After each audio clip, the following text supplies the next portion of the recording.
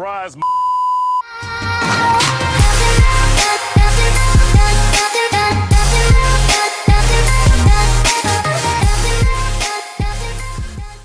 السلام عليكم، شلونكم شباب؟ شو اخباركم؟ وياكم مرتضى. اليوم جبنا لكم تحديث ماينكرافت 0.15.90 او 0.16.0. يب 90 او 15. المهم التحديث 15 16 محور. اوكي بس خلي الو داي او كله صباح. طبعا من الاعدادات كل شيء تقدر تسويه، تقدر تفعل الغش حتى تكتب ستارت جيم مود 1 جيم مود 0. فيب اوكي، فمثل ما قاعد تشوفون سكننا ما قاعد يشتغل مدري ليش. انا هاي يا حجي يا خاله باع ايش باع ليش اكفي اوكي وقفت. طبعا هذا وحش جديد ومو وحش، ما ادري شنو والله ما اعرف شنو ضافوا بماينكرافت 0.16.0 راح يضيفون الحاسب عن قريب. فاول شيء نحول على الاعدادات. يطلع لك من تدخل للعالم يطلع لك خيارين، هذا الجيم وملتي بلاير.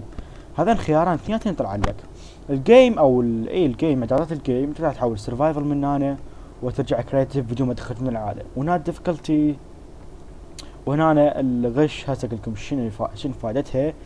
فهسه راح يلا عفوا مشتغله تفهمون ان شاء الله. والهنا اذا صديقك مكانك على نفس الشبكه تقدر تضيفه وياك. فيب وهذا الاعداد قلت لكم يا اكو اشخاص يفهمون غلط.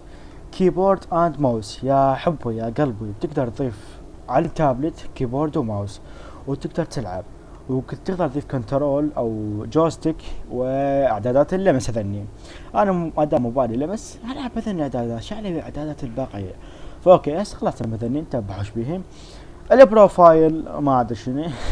الفيديو تقدر تخلي هذا الكاميرا اوكي، وهذا اصلا تقدر تصغر الكتابة والحجم ماينكرافت. المهم يطلع لك هذيجي، وانا بخليه نورمال على مود احسن لي. وهاي الاضاءة البرايتنس الاضاءة مال اللعبة مثل ما قاعد اشوف. وهذا كاميرا او زاوية الرؤية مثل ما قاعد اشوف اذا غير حلو. اوكي فزاوية الرؤية. وهذا طلع لك ايدك ويخفيها يعني، وهذا يخلي لك تتحرك، وهذا يطفي لك تتحرك، وهذا اذا جهازك ابو كلب طفي هذا الخيار، واذا جهازك زين شغل هذا الخيار ابو كلب. حلو مال ابو كلب. وهذا الخيار شو يعني اظهار مزيد من الاعدادات. تقدر تبعدل هذا مثل ما قاعد اشوف قاعد يصير. فانا دائما اخلي 100 او 99، والشنكات حسب قوة جهازك. كان مخليك دائما 8 يعني شيء جيد. الاوديو او الصوت نفسيته خلينا نعلي لكم بس ما ادري طرش اللي ينعلي بليشه شنو هاي. اوكي الان نجوج ما ضافوا به اي لغة زايدة حسب اعتقادي يعني.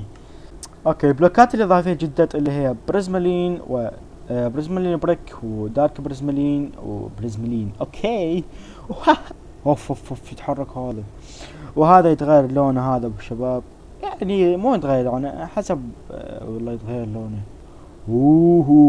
وطبعا هذا ما اعرف شنو فكرت، هذا الموب جديد او حتى لا ينضرب ولا يسوي اي شيء، فحتى ما يتحرك من مكانه. ما ادري شنو هذا. فاضافوا الجارديوم واضافوا هذا المعبد المائي. بعصوتهم اوكي. طبعا اكو رابطين بالوصف، رابط الاجهزه القويه وللاجهزه الضعيفه. طبعا تدور بالبحث للجارديوم طور الخوذه مالتك على ريسبيريشن حسب ما اعتقد. لا مو اي ريسبيريشن او تنفس تحت الماي. ما شنو هذا الماي.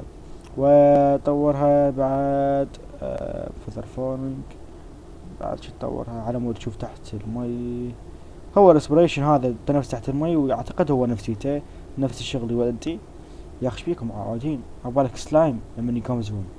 طبعا هذا السلايم منقع، وهذا سلايم الناشف اذا يروح البحيرة واشوفكم شو سواني. اوف بعد مرته وش مسوي. هذا السلايم الناشف تطبخه على مسلك ناشف على مود توقع المي. هوب. طيب يعني اغلبكم تعرفون هاي الحركة، اغلبكم. طبعا هاي ما تقدر تخليها ابد الا تخليك ديسبنسر، وتخلي فوق الديسبنسر او بصفة ديسبنسر بطن، تخلي بالبطن ديسبنسر هذا البلوكي. يلا يطلع لك هذا الشاب اللطيف. بس ما اعرف شنو فكرته صراحة يعني، فاللي يعرف خليه يقول لي بالتعليقات. فبس هذا هو التحديث.